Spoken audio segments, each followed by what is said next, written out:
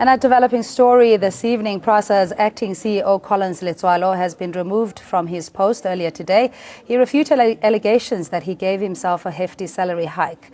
Prasa says Collins Letswalo's contract has been terminated because the salary hike was not as per the rules.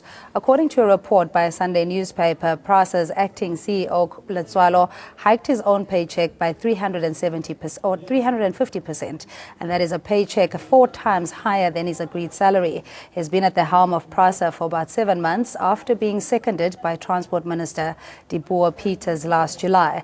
Letswalo earlier denied any wrongdoing. The Prasa board took a principled decision to relieve Mr. Letswalo of his position as acting Group CEO at Prasa.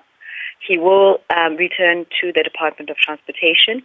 And the reason behind that was, of course, the rules and regulations that govern policy that were not followed in this regard. Perhaps to clarify, we don't have a record as Prasa and the board specifically that has come as a recommendation from the Remuneration Committee on Human Capital or Human Resources. Without that, it means that there would be a gross negligence on our part to then approve a salary hike which has not come with those regulations or rather recommendations.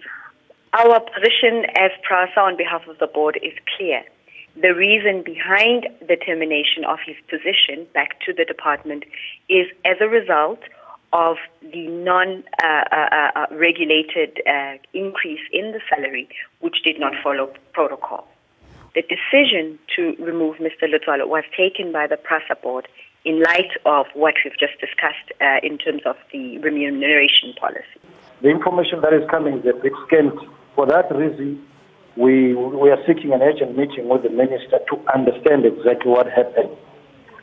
You would remember the previous CEO, which was Lucky Mota, there was a lot of issues and facts that needs to be aligned. So we have learned something out of it. We would want to be factual. We want to see what happened before we could make a very concrete kind of a response. But having said that, we want to put it on record that whatever happens, the losers are the poor who are using trains. We've seen a lot of deterioration of standards. Trains are involved in accidents. We've seen targets not being reached. In fact, the institution is almost at a point of bankruptcy. That worries us most. We have a lot of members that are there. There are a lot of agreements that are no longer being honored now. Whatever happens, we would want a better Prasa, a Prasa that will deliver, a Prasa that will revamp the rail system and the train as it was intended to.